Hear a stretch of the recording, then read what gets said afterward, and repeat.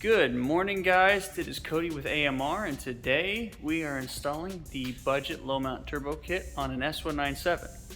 As you can see here, it's pretty stock, at least on the top end. If you look down here, I don't know if I can show that. There it is. He does have long tubes, and it looks like he's gotten his X pipe before 2020 because he also has a catless off-road X pipe. So this kit should be pretty easy to install on that because he has the factory ball flange on the over the axle pipes, which is what we manufacture this kit to just connect right to, so it should be pretty much bolts on. We're gonna go through and show you step by step on everything you need to do. So far, this customer hasn't bought spark plugs, injectors, or fuel pumps, so it is just a install for the turbo kit itself. We're talking to the customer. You're going to need a couple of those things. You're at least going to need spark plugs and injectors, and you're going to need to be tuned, obviously. So we're going to talk to the customer, see if he wants us to do that here, or just, he could take it home. I recommend trailering it, take it home, and do the rest of it himself. But the main part will be done. We'll have the turbo kit done, installed here, right here at AMR.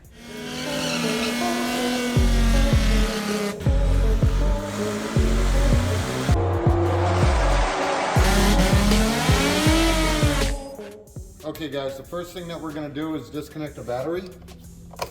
You really should do this before you start any type of work on your car. You can damage your ECU if you don't. So we're going to disconnect the negative terminal and pull that off. Ready? Alright, the next thing we're going to do is remove the air box. So using an 8mm, you're going to loosen up the clamp. These connectors, you're going to push the tab up, over, and down, and they pop right off. There's no connector on that, so we'll pull that right off. We're going to unplug our mass airflow sensor. You can see there's a locking tab in there.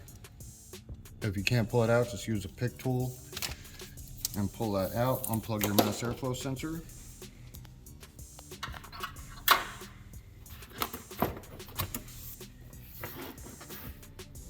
Next, we need a 10mm for the bolt that's holding down our air box.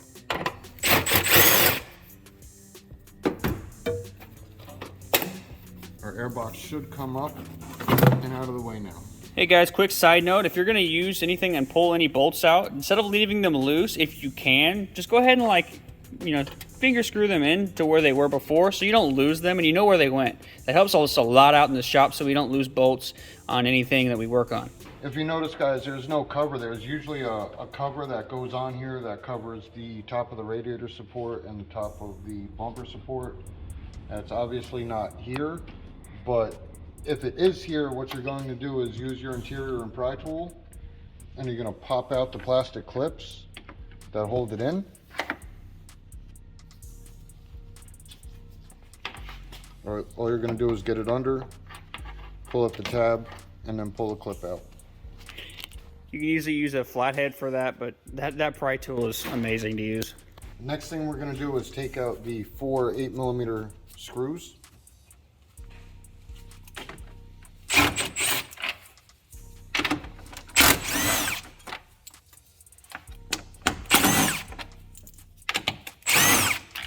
Okay guys, now obviously there are some screws or bolts that you cannot put back in after you take them out. Just grab like a plastic Ziploc bag or a coffee can, just something to keep them all together so you don't lose any of them. There we go.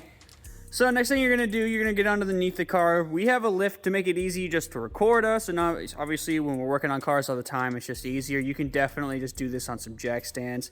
Get up under there, you're going to be taking off all the clips under the bumper so we can remove it.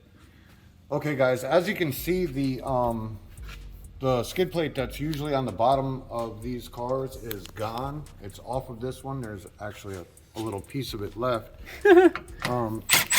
Using a 7mm, you're going to take out all of the screws that hold the skid plate to the bottom of the car. You could see where it gets bolted up. This car obviously does not have one, so we're going to skip on to the next part. The next thing we're going to do is unplug or remove the side marker harness. You can either push on the tab and pull it back. This tab feels broken, so we're just going to twist it counterclockwise until it frees up to pull out. I'm missing a bulb there.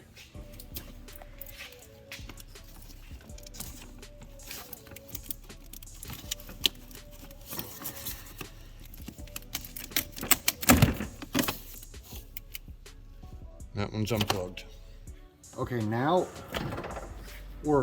obviously you see the tire has been making contact with the fender liner. There's a bolt missing. We're going to take out the last remaining 7mm bolt. Also, you guys can see there's a couple of push tabs left in here. We're going to pull those out too. That way we can get some clearance to remove the bumper. Same thing on this side, guys. You're going to remove the 7mm screws.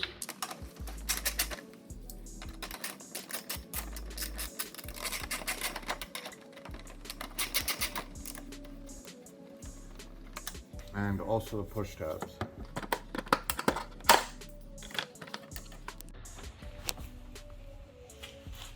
Okay guys, to release the tabs, you're just going to pull straight out.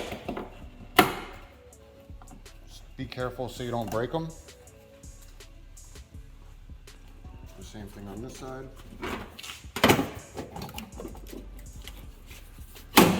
And now your bumper is pretty much ready to come off. Next thing we're going to do, with a 10mm, we're going to take off the Radiator supports. Get these out of the way. For some reason, this had water in it. It's got pieces of wire on it.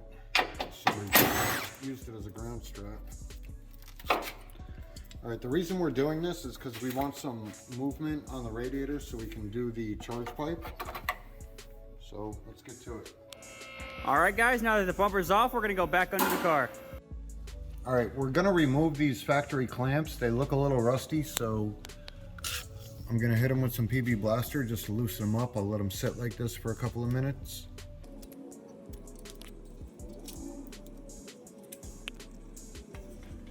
All right, you're gonna wanna spray your driver's side over the axle pipe as well, because you're not gonna be using this muffler anymore. All right, I'm also soaking down the driver's side because it's really rusty. We're going to remove this entire side from the X-pipe all the way back to the muffler. You're just going to wipe the excess off. On the 15mm, we're going to loosen the driver's side.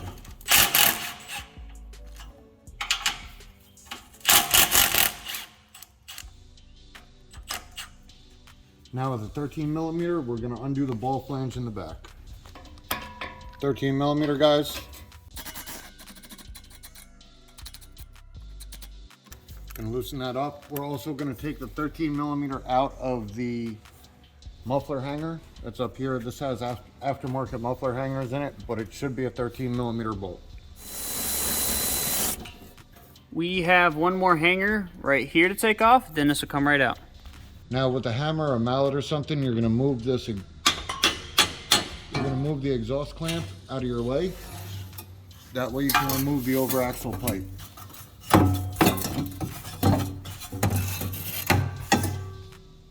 Okay, now we're gonna remove the passenger side muffler. So we're gonna loosen up the ball flange.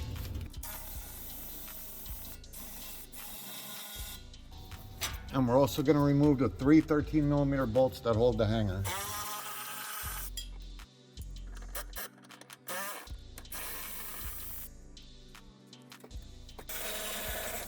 So what's funny is that fell out when we were recording taking out the muffler. That shouldn't have happened. That was still tight.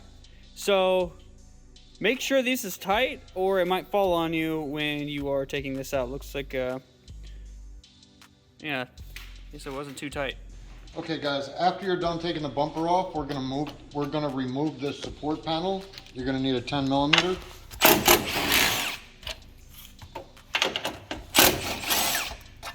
For the bolts in the top, and you're gonna need an 8mm for the bolts in the bottom.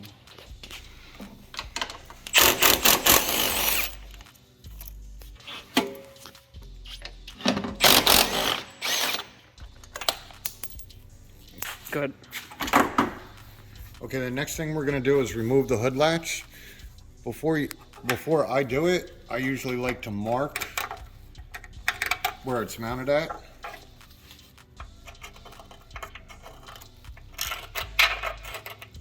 That way I can put it back in the same place.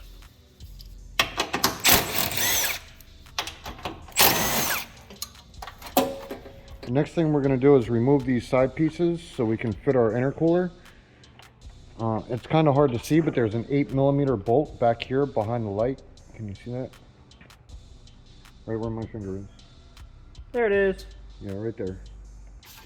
It's an 8mm. We're going to remove that on both sides. After you take the side pieces off, just put them aside because they're going to go right back on. You're going to use your interior molding and pry tool. Just pop out the push clips and take out these shrouds.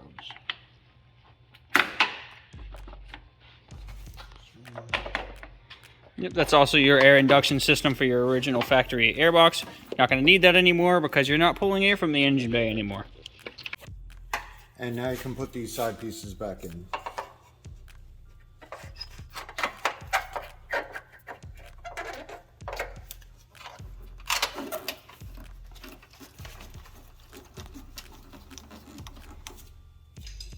Other side.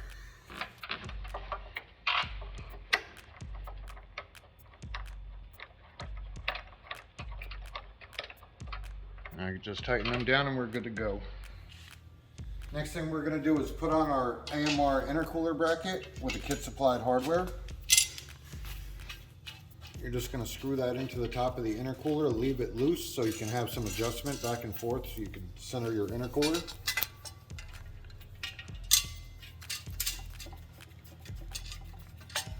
That is the biggest mistake everybody makes with installing kits. Any turbo kit or anything like this, install everything loose first, so that way you can test fit everything, move everything around. Because odds are, if you tighten the first thing in, the next thing is going to get bound up. So always just leave everything loose until everything's fitting properly.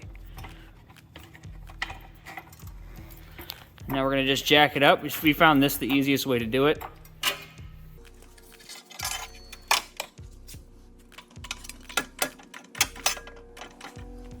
Now we can put our hood latch back on.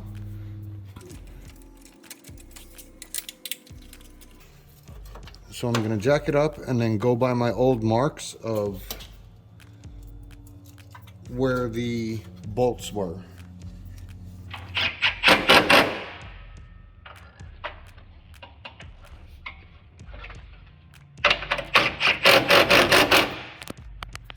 Okay guys, in this segment of the video I'm going to be going over some of the turbo components that we're going to be using in this kit, such as the blow-off valve, the wastegate, the actual turbo. The first thing we're going to do is you're going to have to remove your mass airflow sensor from whatever cold air intake or factory inbox you have. It does have screws in it. The factory intake has these Torx screws in them. We're not going to be using them. Also, as you can see, the mass airflow sensor only goes in and lines up one way, so you really can't mess that up. So you're going to put your mass airflow sensor in, and using the kit supplied hardware, you're just going to screw that down. I believe that is a 7mm.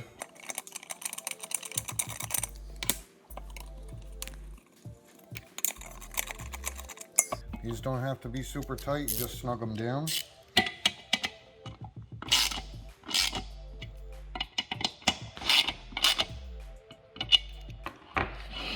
Now we're going to be installing our blow-off valve onto our charge pipe. As you can see, that's our blow-off valve. These are the fittings and the O-ring that come with it. What we're going to do is going to put one of the copper crush washers on, then put the other copper crush washer on, and we're going to screw it into the top, and we're going to leave it loose until we figure out how we want it positioned, and then we'll tighten it down.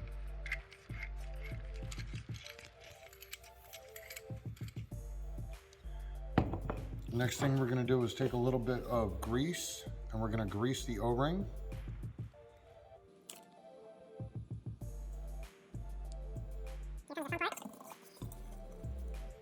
You're going to try and get the O-ring to sit around the little lip of the blow-off valve flange.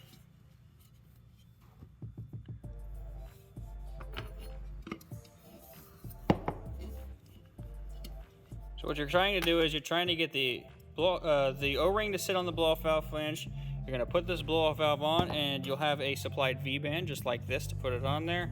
What we might do is we might just go ahead and cut the camera off. I'll help him out. It's better to have a buddy to help you out with this anyways, while one person holds the O-ring, and we'll cut back to that. Oh, or Tommy might just go ahead and have it. Yeah. All right. Yeah, I still need help getting the V-band on though. Right. All right. So I'm gonna go ahead and help him put this V-band on, and then we'll get back to it. All right. There we go. It did need an extra set of hands, but we got it on. This is what it's gonna look like. Your blow-off valve pipe with your mass airflow sensor that you already had for your car, and the blow-off valve installed on the pipe. Okay. The next thing we're gonna do is we're gonna loosen all of the bolts on the turbo, because the turbo needs to be clocked before it actually gets mounted in the car. You want the oil feed line and the drain line on the turbo, you want that to be vertical. You want it to be straight up and down, not tilted to a side, not sideways. It's got to be straight up and down for the oil to feed into the top and drain out of the bottom properly. So with a 13 millimeter, we're going to loosen up the bolts that hold the clamps from the housing.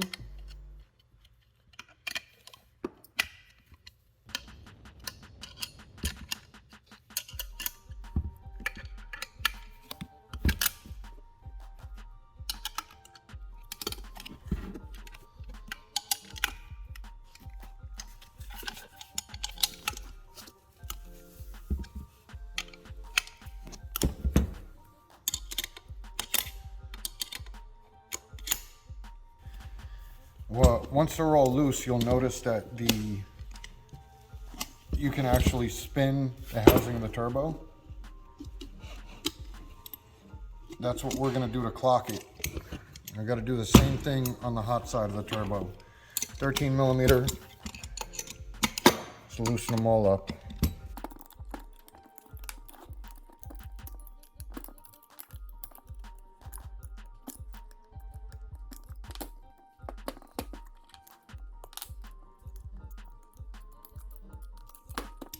Once they're all loose, you can move the back of the turbo also. Again, what you want to do is you want the center so that it's completely vertical with the feed line facing up and the drain line facing down.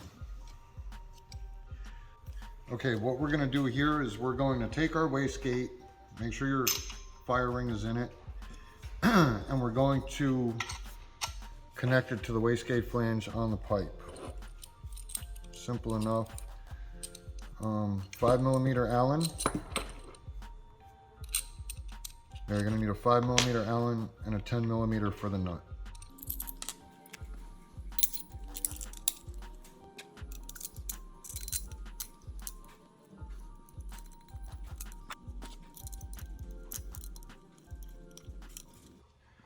Now we're going to take our 3" 90 coupler, apply a little bit of grease to it. Guys, it's always good to apply grease, just because, now you have a highly modified vehicle. Odds are you might, if you need to do any maintenance or anything like that, you need to take anything off, or just even if you don't in the next year or two, then that stuff is going to be very tightened on there and a lot of heat cycles. It's good to just have this extra layer of grease in between your piping, just to make that a whole world of difference if you ever have to take it apart again. I know a lot of people think that it's not good, but as long as you're over the flared end and you have the T-bolt clamp over the flared end, it doesn't matter how much grease you have on it, it's not going to pop off. Okay, once that's greased, we're going to put it up in between the radiator and the one frame rail for the radiator support, just like that. Okay, so we're gonna take our 3-inch coupler, we're gonna apply a little bit of grease, 3-inch T-bolt clamp, slide that right over the end. We're gonna slide that over the end of the intercooler. Again, you can feel the flared edge. You can feel where the bump is. I can even pick that up on the camera. Tell me when you get it. Yep. Oh, you got it? Yep. All right. So you want your T-bolt clamp to sit just on the other side of that flared end. And you can go ahead and tighten that down. Next thing we're gonna do is put our 3-inch T-bolt clamps on that pipe. That coupler, this coupler, and we are going to slide our pipe in.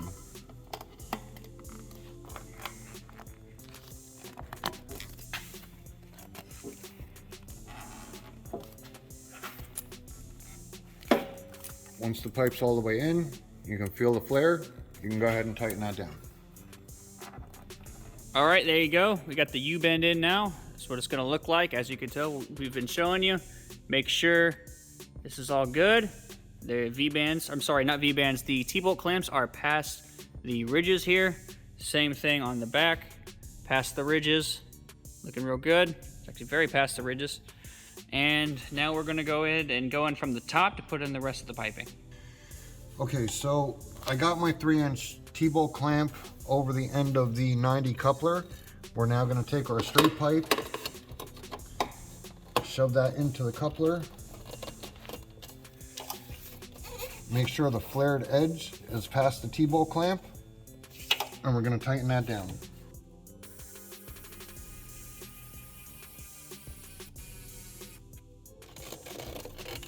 Okay, good. Okay, another 3-inch T-bolt clamp over the pipe. Make sure it's over the flare, and we're gonna tighten that down. Now we're going to take our blow-out valve pipe,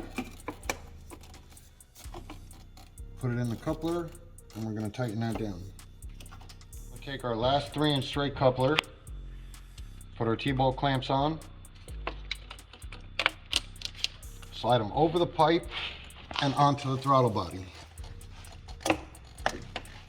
Just like that. Now we can tighten these down. Now we can plug our mass airflow sensor in, push in the safety clip, and we can put our radiator support braces back on our radiator braces.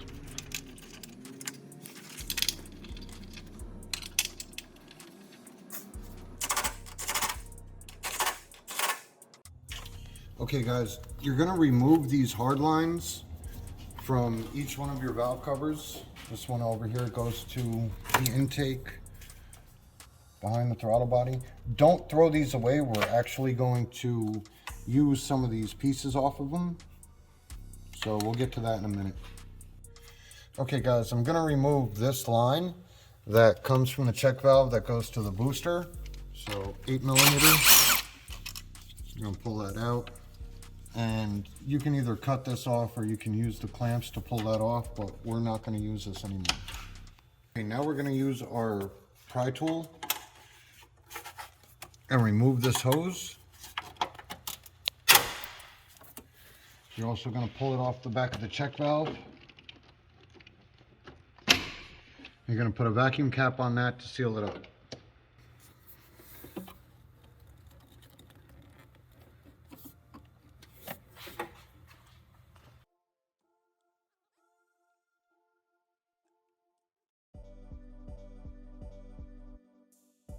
Now with your razor knife,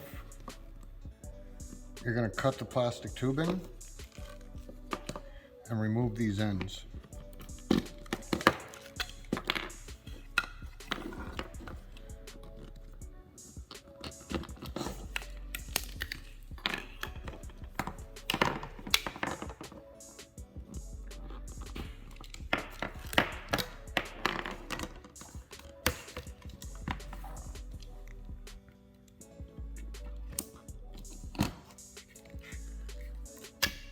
All right, now we're only going to use one of these in the video, but these other ones you can use to attach to hoses if you get a catch can. Okay, so what you're going to do is you're going to take one of the ends that you cut off the plastic tubing. You're going to connect that to your hose. You're going to snap it in, run it behind the intake,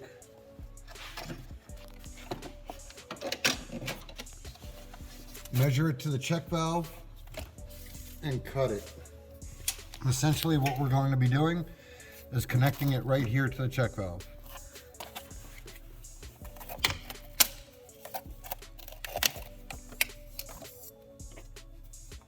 Slide on your hose clamp,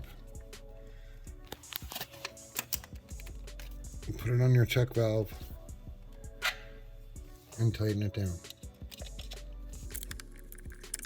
Another piece that you removed from right behind the throttle body, we're also going to use this fitting. So take your razor knife, cut the plastic hose,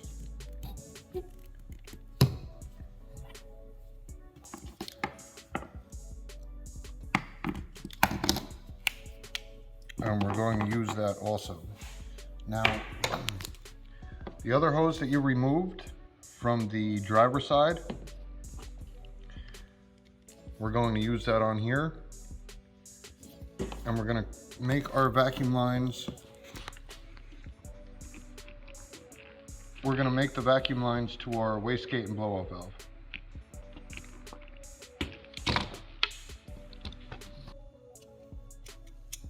Okay, we're going to put our hose clamp on here.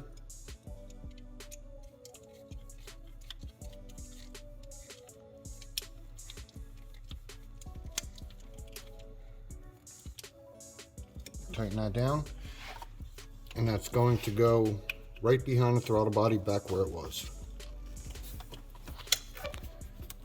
Now I left some excess here that we're going to cut off. Okay. Go for it. Cut off the excess. And now we're going to use our T vacuum fitting.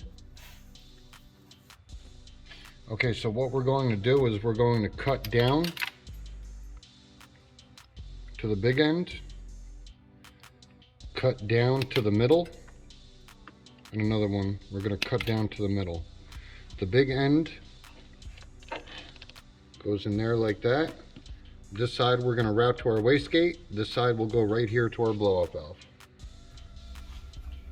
Now that you've got your T vacuum fitting in and the ends cut, we're going to run a line from here to here to our wastegate. Put that on there. Oh, all right, we got to tighten this down also. That's where we want it to be.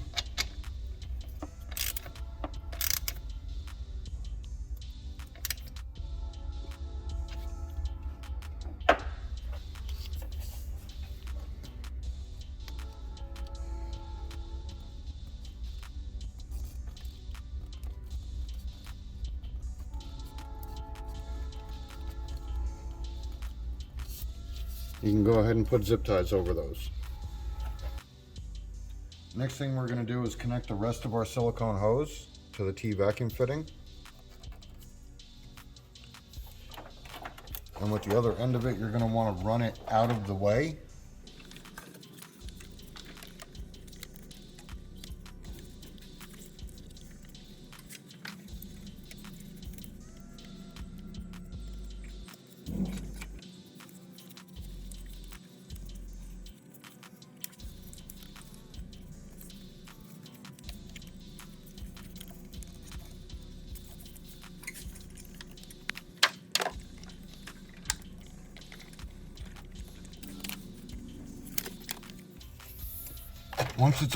Once it's pulled all the way through, we're going to drop it down behind the engine.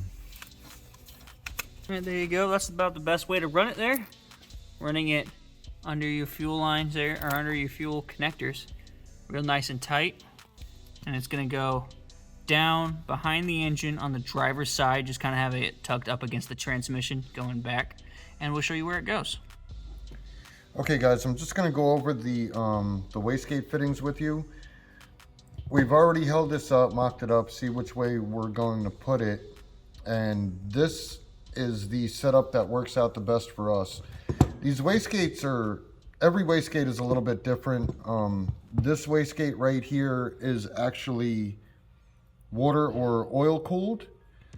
So it has the fittings where you can connect a feed line to them.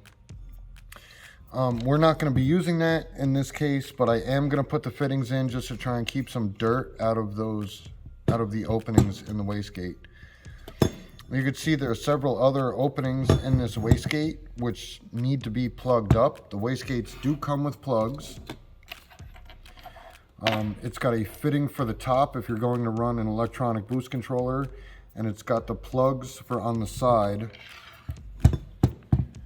Like I said, this is the setup which works best for us. That's how we're going to be running it. So I'm going to tighten that down, plug up the rest of the holes, and there's also these little Allen key screws that I'm going to put in and plug up the smaller holes. I don't know if you can see that. Yep, we can see it. It's right there, and there's another one on the other side. It came with 2 screws to plug those up. So we're going to put all of these fittings into the wastegate, and then we're going to mount our wastegate.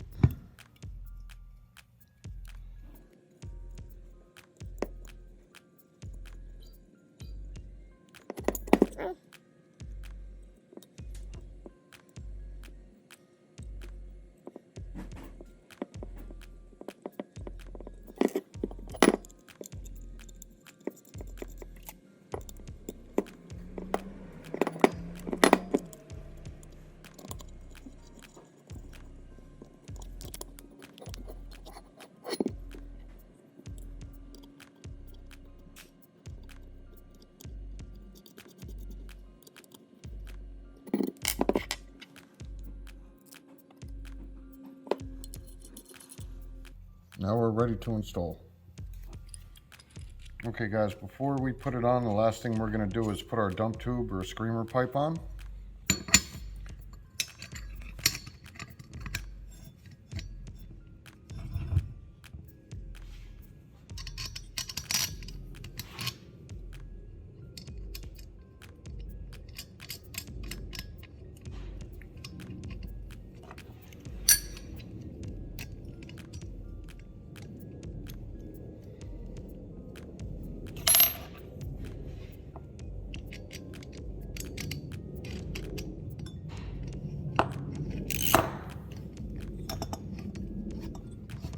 That's a number 5 Allen key and a 10mm.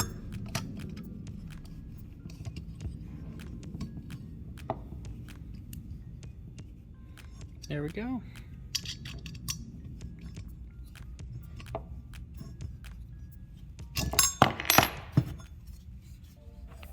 Okay, so we just slid our wastegate on. We're going to use the factory exhaust clamp. We're going to tighten it down with 15mm. Position it where we want it.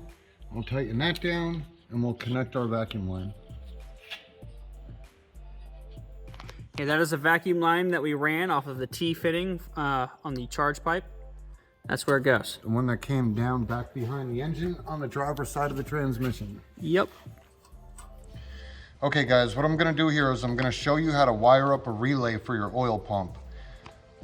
I don't know if you can see this, but each one of these pins has a number, and I'm going to tell you what each pin is for and which pin is not used. Obviously this is a 4-pin relay. There's usually a 5th pin which isn't here because we don't need that for this application. Now number 30, pin number 30 is going to connect straight to your battery. That goes straight to the battery. So pin 30 goes to the battery. Pin number 85 right here goes to ground. So as you can see, we have that wired for ground. Connect that to any ground in the car. You can either go to your fuse box with this, or you can go directly to your battery. I usually go to the fuse box with it. Let's see. So pin number 86, I believe, that is your signal wire. This is where you're going to pick up signal to turn the relay on and allow the battery to flow to the oil pump or the accessory that you're going to be turning on. I'll show you where to pick up the signal for this so it triggers the relay when we go to install it in the car. Next is pin 87. Pin 87 goes to whatever accessory you're trying to power up. In this case, it's going to be the oil pump for the feed lines and the turbo. So again, I'll go over this with you real quick. Pin number 30 goes to the battery. Pin number 85 goes to ground. Pin number 86 is your signal or trigger wire, and pin number 87 is going to go to whatever accessory you're trying to power up. In this case, it's the oil pump. Okay, what I'm going to show you here is how to take this magnetic fitting out of your block. That way we can put our turbo feed line fitting in there. Usually what I like to do is get the oil pressure wire out of the way. So you're just going to push in the tab, pull that out, take your trim and pry tool,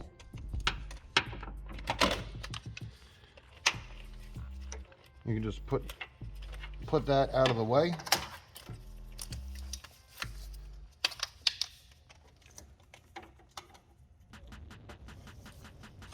And now we're going to use a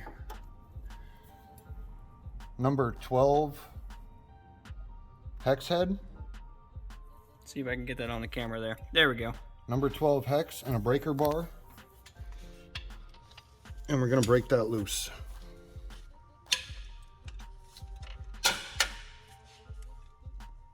Yep, broke that fitting right down there. And that is where we're going to run the orb fitting for your oil pump.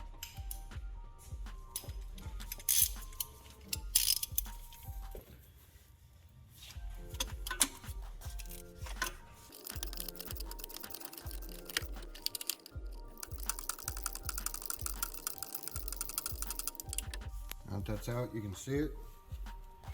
This is also a good time to see how worn your engine is, looking at that magnet.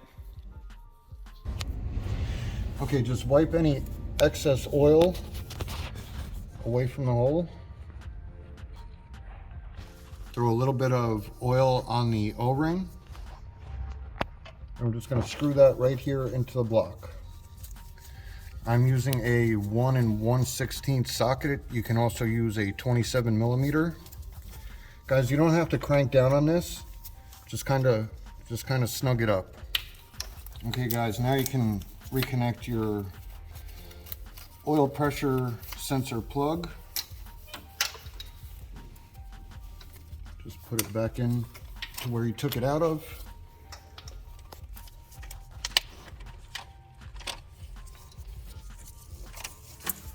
Yep, plugs in right there. And the actual plug itself is way down there. Now I'm going to show you how to install the relay that you've pre-wired. Again, the number 30 pin goes to the battery. He's got a whole bunch of extra stuff on this battery, so I'm going to go here to the fuse box.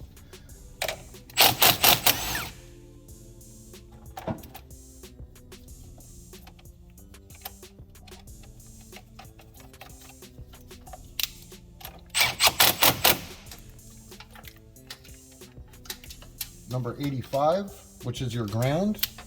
We're gonna go right here to ground.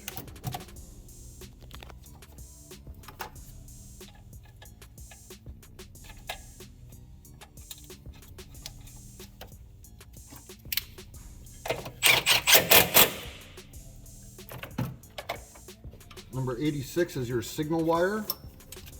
We're going to go right here to the yellow wire on this plug that's on the strut tower. I don't know if you guys can see that. Let's see if I can try to show you what pin it is.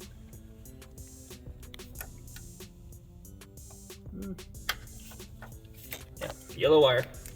All right, we're going to tap into this with our number 86 wire. And then with our 87, we're going to run a wire all the way back to the oil pump. All right, guys, so this is how your hose is gonna look. We see we have the braided hose that is supplied with the kit with the straight 4A fitting already on the hose. And how Tommy likes to run it, which is the most clean way, is under the booster here and into the fender well and then under the car. There we go. We also have the yellow wire tapped, just like Tommy showed you as well. running right to the fuse. All right, so as I was showing you with the oil wire, sorry, not oil wire, the oil hose, it's running right under all of the shielding.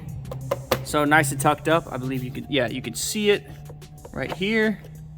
It just runs all the way back. We have it, you know, zip tied just for a little extra stability. And then we run it up over the fuel tank, not fuel cell, just across everything here. And then we'll run it around to the oil, the oil pump that will go around here. Wire also, just for cleanliness, we like to run it through the frame itself, which you can do. You know, we got it poking out here for now, but we're gonna run it all the way through the frame, out the back. Now guys, what you're gonna wanna do is, you're gonna wanna put the fittings into your oil pump. The fittings that come with the pump, take those and throw those away because they leak. And you're gonna use the kit supplied fittings. Just gonna tighten them down with an 18mm.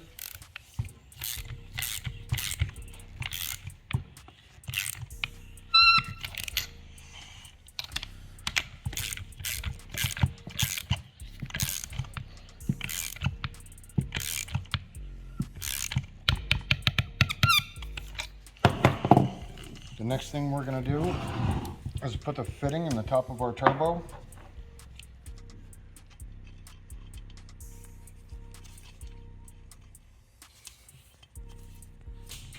That's aluminum, so be careful when you tighten down on it so you don't strip it.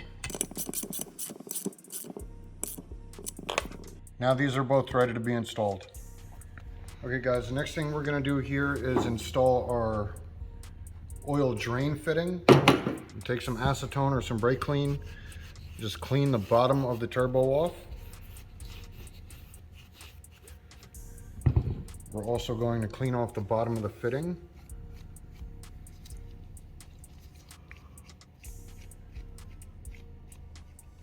Now what I like to do, and it's not necessary, but it's just for peace of mind, I like to take a little bit of black Permatex and coat the actual gasket. You don't have to put a lot on, just a thin film.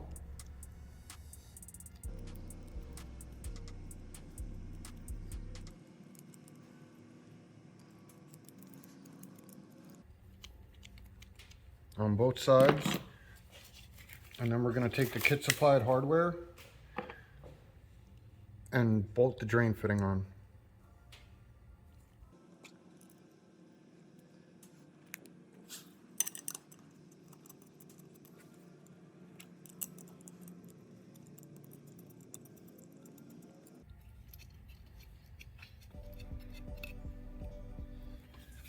I can take some acetone and clean up whatever mess we made.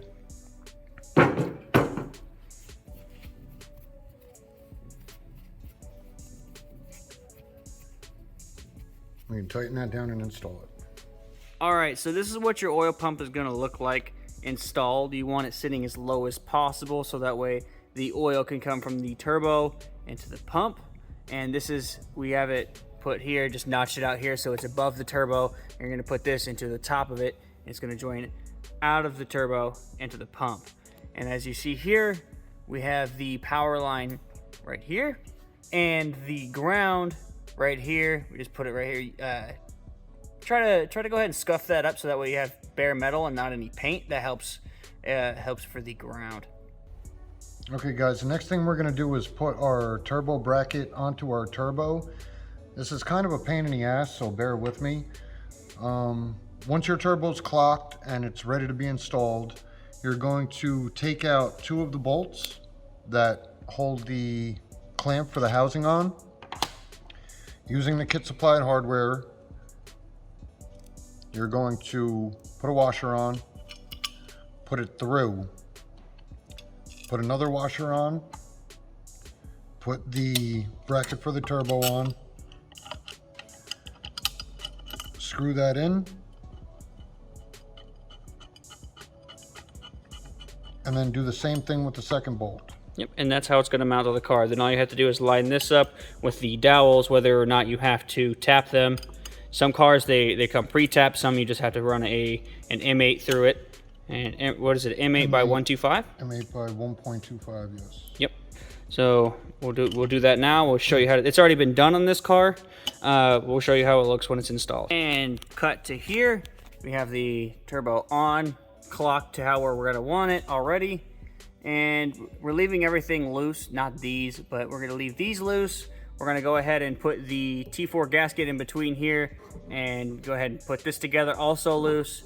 And you can tell this is hanging down because this is also loose. Again, we're leaving everything loose on purpose, so that way when everything is actually installed, we have our charge pipe on, all of that. We have everything actually fitting before we tighten everything up. There's a large mistake a lot of people make when installing kits like this, is they start cranking everything down bit by bit and then things start to not line up. Just leave everything loose at first, tighten everything down at the end. All right, guys, we have the turbo bolted up for most likely the last time. We're gonna go ahead and put the dump pipe on, and here's how it looks. The oil line going up and into the top of the turbo using the supplied fitting here. You just chop it and put it on. The bracket is bolted in nice and tight now because we like where it is. We bolted this on. You can see we have the T4 gasket installed. That's very important. You're gonna have a lot of exhaust leaks here if you don't. And fitting coming out of the bottom. There we go. Real quick, one more thing. So if you could tell, there's usually like something here, but on this pump it is on the bottom, so you can see where the oil is traveling. So what you need to do is you need to now run a line from the bottom of your turbo into the pump, and then from the pump out back to your your billet oil cap that we supply with the kit. Now remember, this has to be the lowest part, so even when you are running your lines, make sure that the oil line is not dipping below this. Otherwise, you might have some stopping it, and that's another issue. All right, guys, so we had a bit of an error. You're not going to be using two straight fittings. You're going to use a 90 fitting that we're also going to send with the kit instead of the two straights. And you're going to put this facing in because this is going to go from the turbo. It's going to loop around down to here. Much better to do it with this. We're going to be sending this with all of the S197 kits. All right, guys, we now have it completed, and this is what it's going to look like. So you have your pump here, your 90 on the in coming from the turbo. Like I had said, you have your oil line. We are running it down the charge pipe here. It may look a little weird here, but that is actually to help with your ground clearance. Everybody's worried about breakover angles, and if you look here, right in the center of the frame, it's actually higher than your X pipe. So no worries about that. Then it gets lower, but you're right next to your wheel here. So we're using a 18-inch coupler here. This will help you get under your subframe and flex around it without having any rattles or any false knock. You're going up right into your intercooler, and then it's just like our other system. You're going your U-bend, your 90, as we've already showed you how to install, right up into your intake. Your oil line is running up through here and over behind the engine to your oil cap. We find that it's the best way to keep it away from these hot headers so you're not melting anything. One last thing, guys. Make sure your filter goes on. And tighten it down. All right, so here we go. Here is your DW400. The part number for S197s is here. It is a 1047 for S550. So I'm gonna make sure you check that. That's just for the extra complete parts that are in it, because it's not just a fuel pump. You have your venturi hoses and stuff as well. I'm gonna have Tommy open this up and we'll get started. Do a little unboxing here. So this is what's included with the pump. As Cody said, it's all your hoses, your fuel pump strainer, plug, and some hose clamps, and also the DW400 pump, which we're going to open.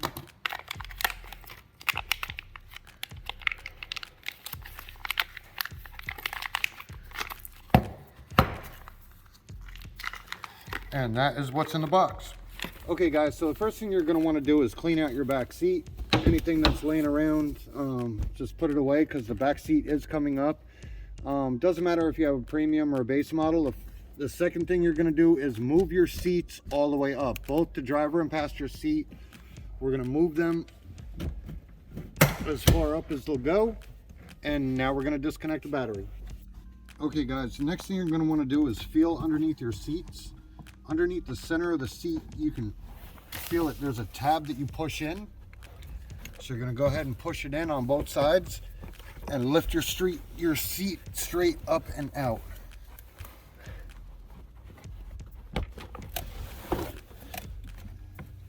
Just gonna pick it straight up. You can see the tabs right here. That's what you push in, and then pull your seat straight forward. The next thing we're gonna do is we're gonna remove this cover that covers the factory sending unit. Just grab that and pull up. Okay guys, this sending unit's kind of filthy. Usually what I like to do before I take it out, I like to clean this, blow it off, or wipe it down with some brake clean, just to avoid any debris from falling in the tank. Okay guys, you can see it's all cleaned up. We're going to unplug the fuel pump, unplug the sending unit. There's a little red safety switch in here. You can use like a flathead screwdriver, a pick, or a pry tool. Just unlock that, push down on the clip, and it should come right off.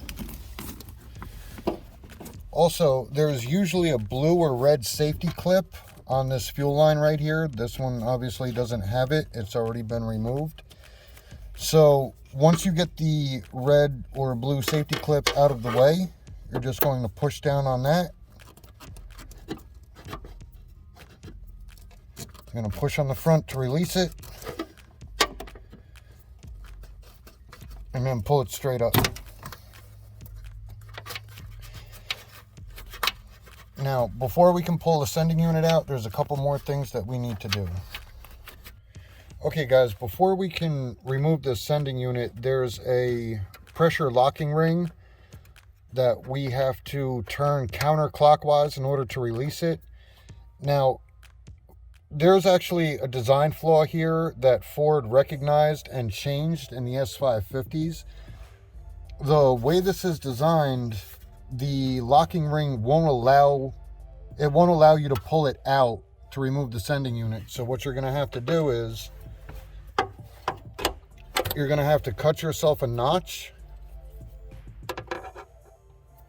Also, guys, one note, that is metal. Don't use anything that's going to create sparks. You now have fuel right there. Yep. So use something like some snips like that. I'm just going to bend that out of the way. The newer model Mustangs, the S550s, already have this. I know Ford picked up on that flaw, and they changed a whole bunch of stuff for the newer model Mustangs. But if you have an S197, unfortunately, this is what you're going to have to do in order to remove this pressure locking ring. So now that we have the notch cut, we're going to start taking this off. Okay guys, the next thing is to remove this locking ring. Like I said, it's got to go counterclockwise. You'll see notches in it. At home, you're probably going to want to use this method, where you use a screwdriver and a hammer, and you're going to have to bang it loose. But we do so many of these here that we have the Ford specialty tool, which makes it a lot easier. You could pick one of these up off Amazon if you want, or you can use the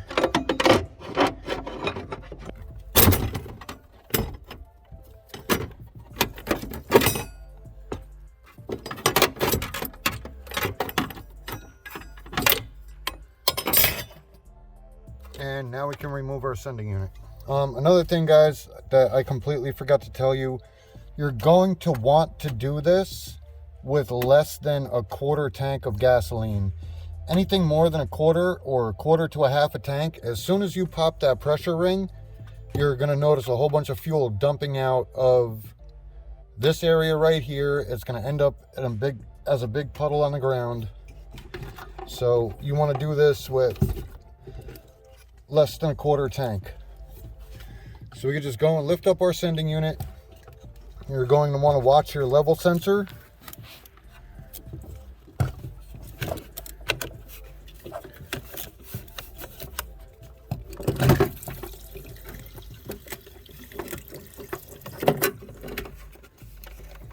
As you can see, the level sensor's on this side. Be careful you don't catch that on anything. Okay guys, what I like to do, first things first, this is completely not necessary, but I do it anyway, only because I broke several of these. I like to remove the level sensor. It's just a tab that you push in, you push it down, and then using a pick, you just unplug it from the sending unit, get it out of the way so it doesn't break. The next thing we're going to do is unplug our pump from the sending unit. Just release the tabs, and you can unplug that. We're also going to cut our fuel line from the pump.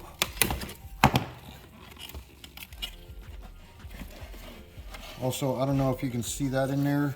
There's a ground strap that goes through. You're gonna have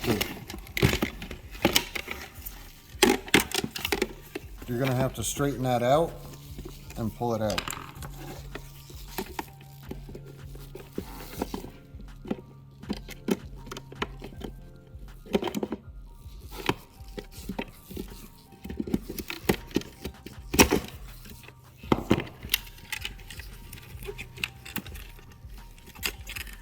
Okay, the next thing we're going to do is we're going to release these 3 tabs on the sending unit. They're a bit of a pain in the ass. It works if you have pick tools. You just release it, catch it, and pull it up. But you got to do all 3 simultaneously. So I'm going to do that right now, and I'll show you what it's like once everything's apart. Also guys, before you separate the top and the bottom, you're going to have to cut this hose also.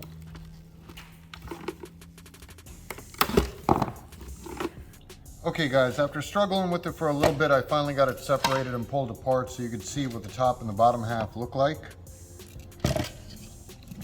Again, this is another design flaw that Ford picked up on and changed on the S550 models. These come apart on the S550s way easier. I know it's a bit of a pain in the ass, but that's what you got to go through if you want to change your fuel pump. So as you can see, here's the factory pump and the strainer. The strainer looks extremely filthy. So what you're going to do is you're going to release the tabs and pull the fuel pump out. The next thing you're going to want to do is cut right here and on the inside right here, because as you can see, our DW fuel pump will not fit in. So you're going to have to cut the housing on the sending unit.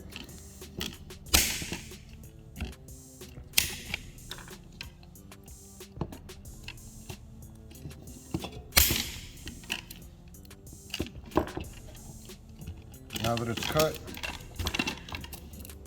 you'll see it fits right in. Take that back out for now. The next thing you're going to want to do is get a razor knife or a razor blade and cut right here and right here so we can remove the old lines.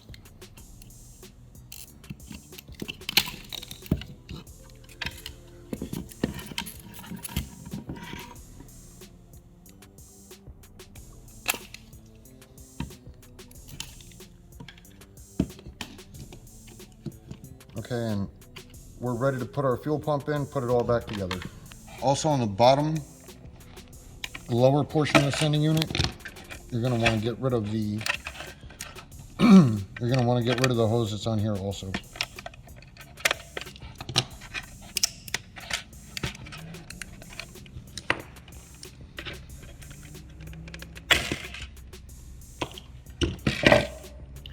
First thing you're going to want to do is take one of your hose clamps, put it over the hose, push that all the way on to the nipple that sticks out.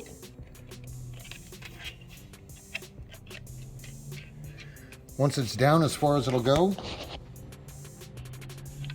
you're going to clamp down on this hose. Okay, what you're going to want to do is use some cutters and just squeeze down on that flange part. As you can see right here, it's got a humped section. You're going to take the cutters and you're going to squeeze that together. Next thing we're going to do is put our hose clamp on the big hose and put it on our fuel pump. All the way down, and then you're going to clamp this one closed as well.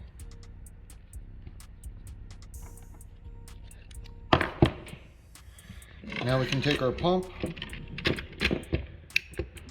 fit it into our sending unit. What you're going to want to do is you want to make sure it's closest to the edge.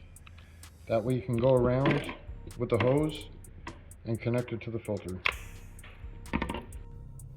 Yep. Once we have our pump set to where we want it to be, we can put our strainer on the bottom.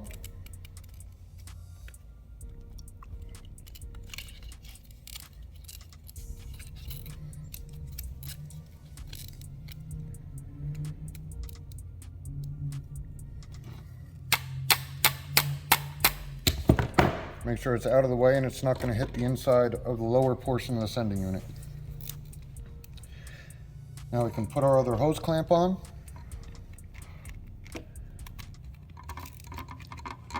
And attach our hose.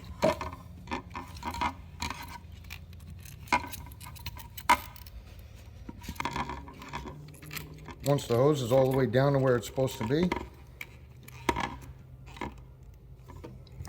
we can lock it in with our clamp.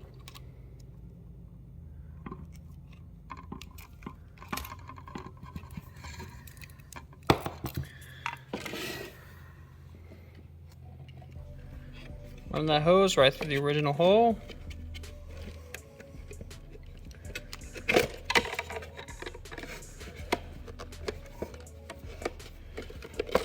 Make sure everything lines up, and then pop it back into place. Okay, once it's back together, we can put on our last hose clamp.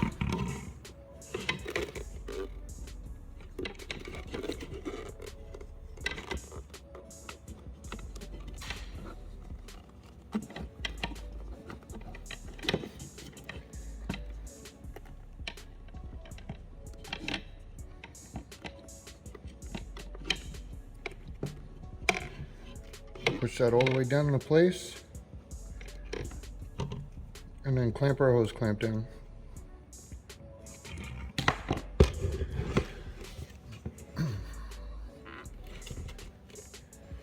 Now we are going to take our plug that came with the DW400.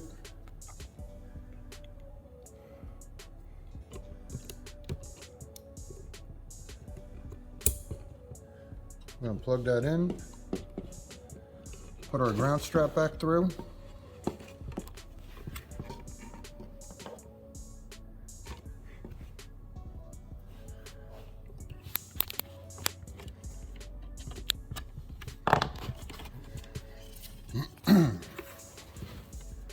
Plug that into the top.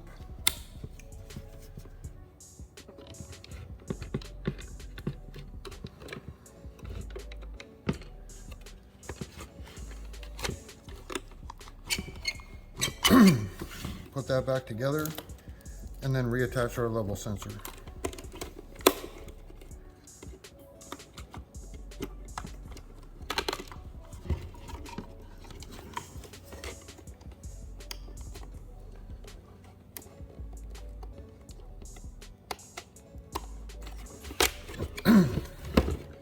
Try to tuck everything in, that way it goes back in the tank nice and easy. Now we can put it back in the car. And our sending unit is ready to go back in. We're going to plug the hose back in. Be careful of the level sensor.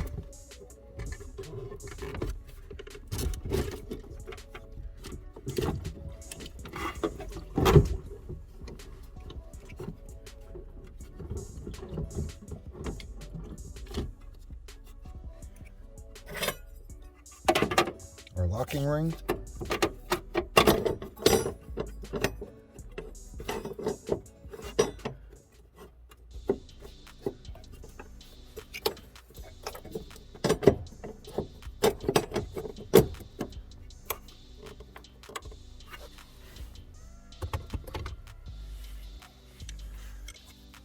Little tap to get it started.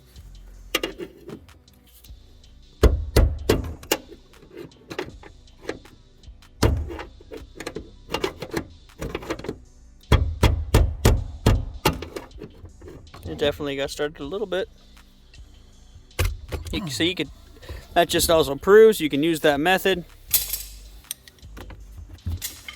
But we have limited time, so we're going to go ahead and use our Ford tool.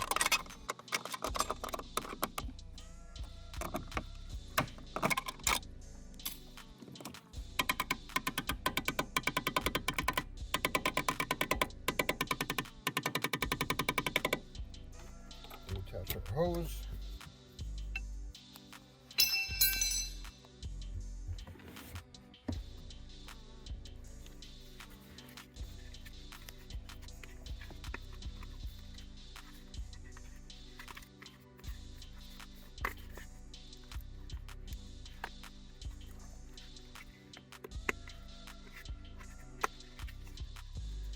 And plug our sending unit back in. Lock the locking clip and put the cover back in its place.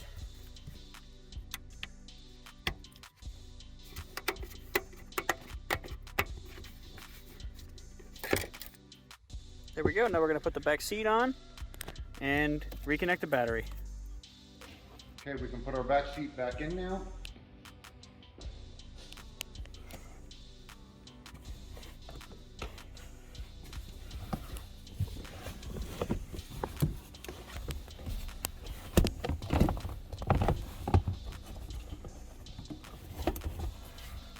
Guys, usually what I like to do is take the seat belt and clip it in. Just take the seat belt and clip it in.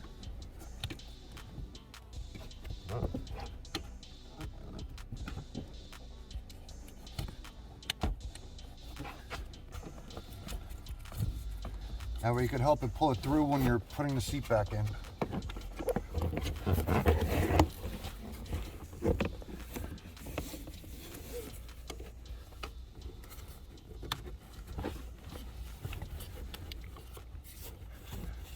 I'm going to line up the back, push it in, and then lock it into the tabs.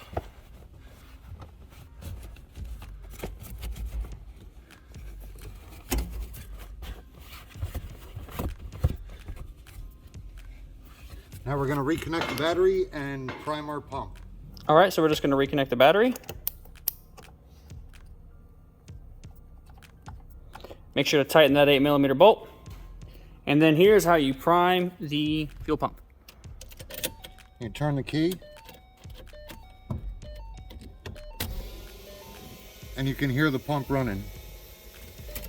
You're just going to cycle the key on and off a couple of times. And it should build up enough fuel pressure in your system to start the car. Alright guys, so we're not going to start this car because we are also going to be installing FIC 1000s and GK 6510s, just like our last videos with the S550. So there's no point in starting the car. We're going to pull it all apart, and the fuel rail is going to come off anyways. So we didn't fully prime it either. We just showed you how to prime it so you can do it. Alright guys, we are installing these on a boosted car, so there is no air box. But your first step is to take off of your factory air box. It's not hard at all. It's just a couple clamps and 3 bolts here. They're 10mm. So what we're going to do is go ahead and take off our charge pipe, and then we're going to take off the upper manifold. We're going to show you how to do that now. Okay guys, so in order to put the spark plugs in, we're going to need to get the upper plenum out of the way. As you can see on the driver's side of the vehicle, it's easy access to get to those plugs. The other 3 plugs on the passenger side is underneath the upper plenum. So we're going to start by disconnecting everything. You can unplug your throttle body, unplug any sensors and hoses. Some of these are just push lock fittings where all you have to do is push them in and pull them off.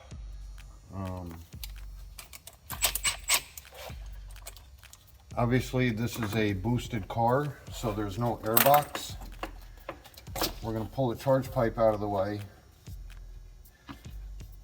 you're just going to remove your air box, unplug your mass airflow sensor. There's a safety clip. I know it's kind of hard to see, but you're going to pull that out, then just pushing the tab and unplug it.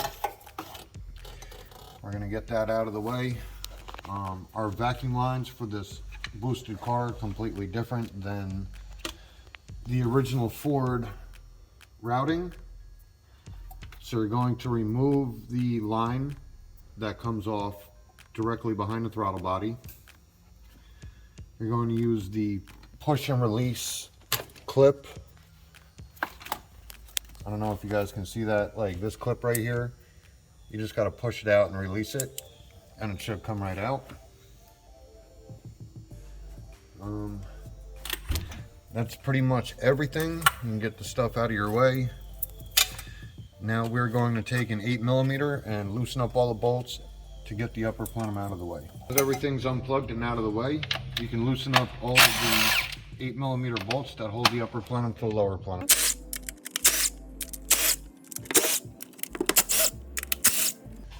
We have one more 8mm bolt up front.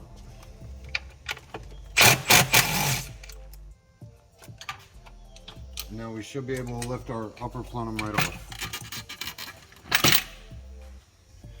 Now that the upper plenum's off, you can see we have access to our other plugs on the passenger side. We also have access to our fuel rail if you want to change the injectors. These are all 8mm bolts, so let's get started. Now we can take our coils out.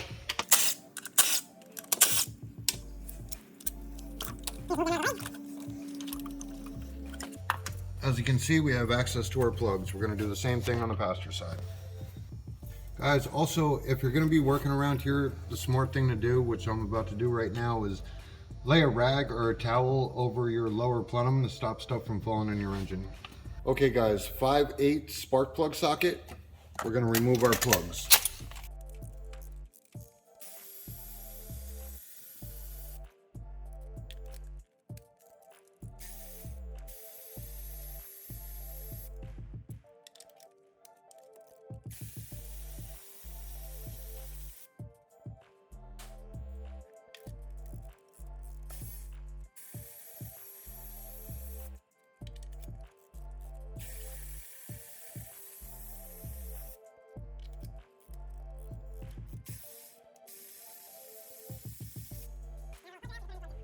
Okay, we're going to put our new plugs in. I usually start them by hand. Yep, don't want to cross thread that. Tighten it all the way down by hand.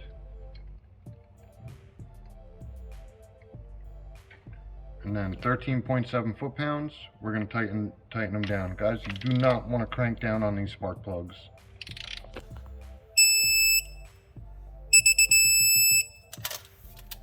That's one down, 5 to go.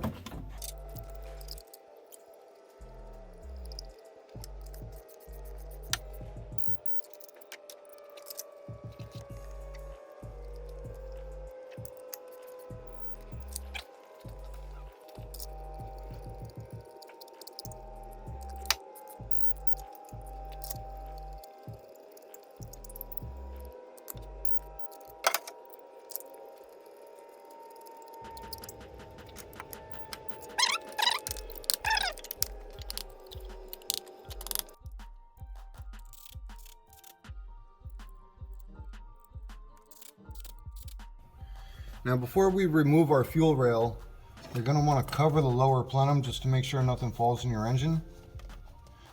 You can still get to the 4 8mm bolts, so that's what we're going to do here. You're also going to unplug your injectors. You might need a pick tool if you can't release the lock.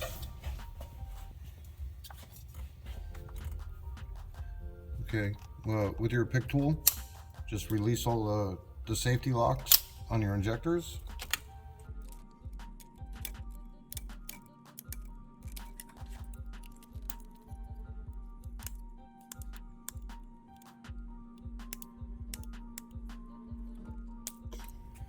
Now that all of our injectors are unplugged, take out our 4 8mm bolts.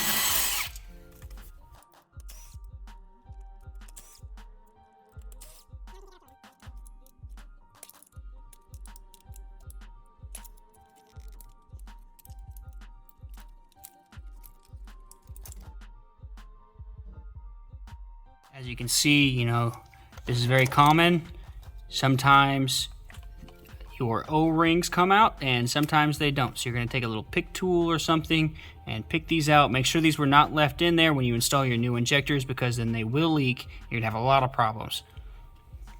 And sometimes you can see here the injector came in. So obviously you're gonna pull the injector out, make sure the O-ring is also out.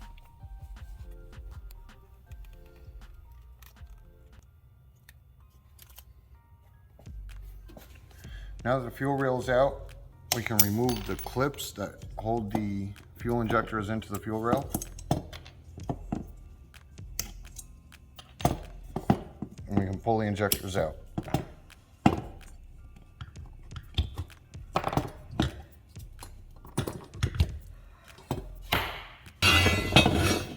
All right, so now that the injectors are out of your fuel rail, go ahead and make sure none of the blue O-rings from the top of your fuel injectors are still stuck in there. None of them came out on ours, so we're good to go. We're gonna go to our next step, which is unboxing our injectors themselves. Just double check that, because that, just like the last time, you can still develop a leak like that. You wanna make sure there's no extra O-rings sitting in your fuel rail. All right, guys, here are our Mafia Spec FIC 1000s. Tommy's gonna open up the box for you.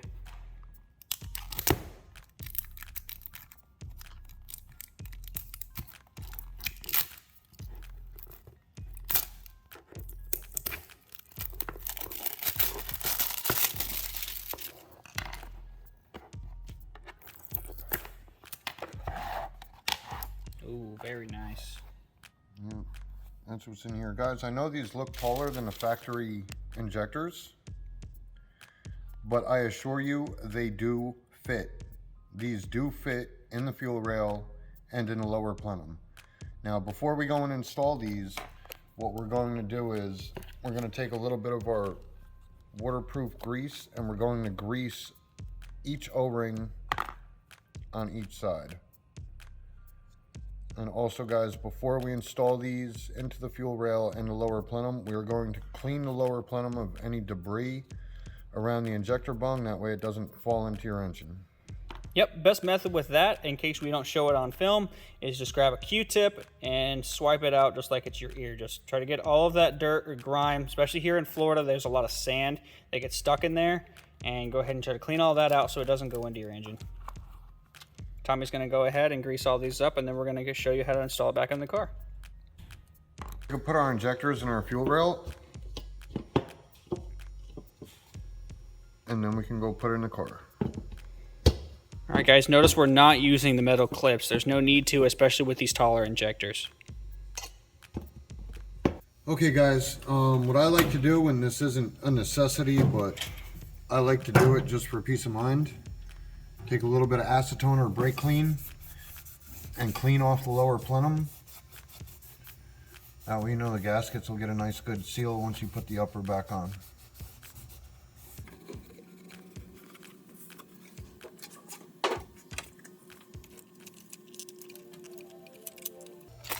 Just line up your injectors.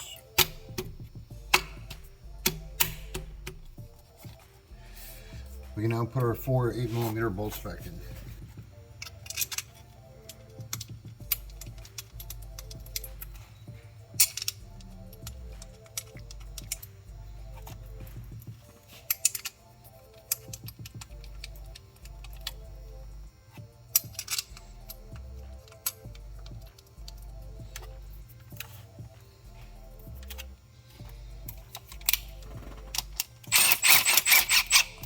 Guys, you want to tighten this down. You want to tighten this down in a cross pattern.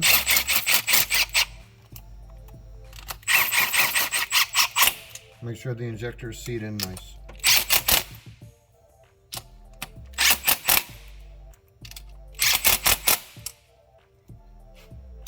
Okay, we're now ready to plug our injectors back in and put our upper plenum back on.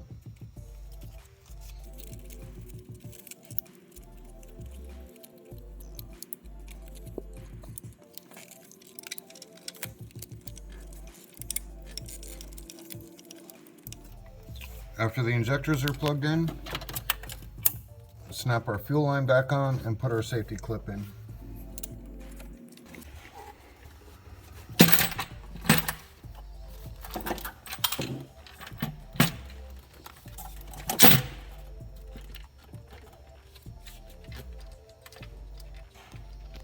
All right, make sure that your upper plenum is lined up on the dowels on the lower, and go ahead and just hand tighten these. Then we're going to tighten them down to 89 inch-pounds, no more, no less. These can easily strip, so don't just tighten them down. No ugga-duggas here. Make sure it is 89 inch-pounds.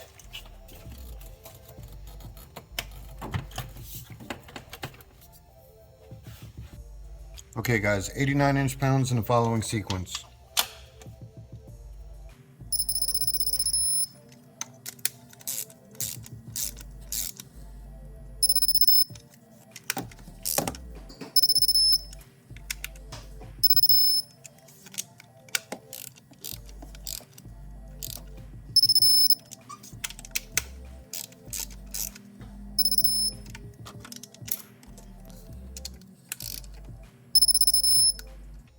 Now that our upper plenum's tight, we can plug everything back in.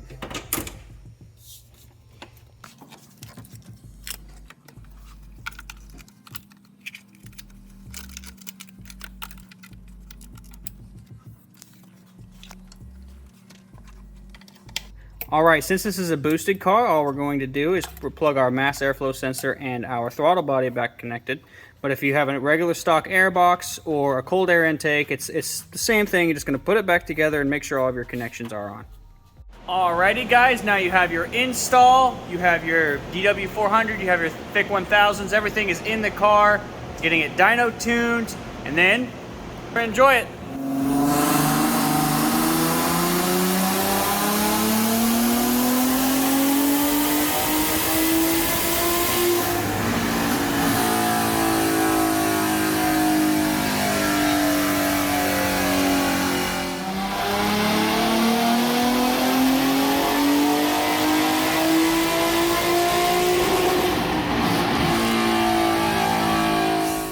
Alrighty guys, gonna go for a little rip. Alright, you want give us some beans here.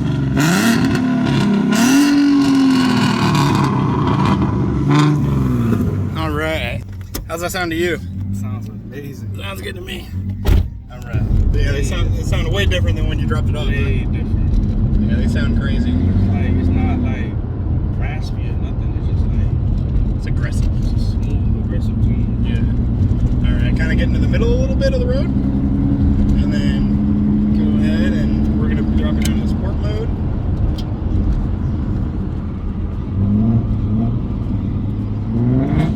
Alright, go ahead and give it to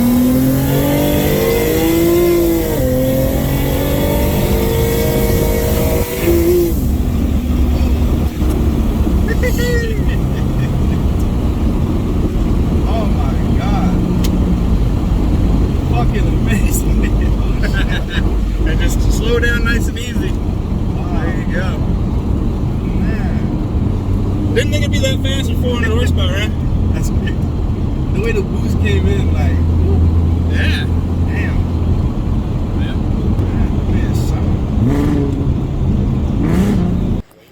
Man, man, Oh yeah, this one's bagged. Technically, that one's bagged, this one's bagged, that one's bagged. All three of these are bagged. Shit. So why don't you tell them how your drive went? The drive was amazing. The sound is impeccable. It's like definitely the best exhaust for the V6 Mustang. Definitely. It's worth it just as an exhaust, right? Yeah. You can't beat it. Even if you're not gonna try and make that much power, it might be worth it for the sound. Amen. Definitely. It is what it is, guys. It's pretty quick. It's fun. We'll see you later.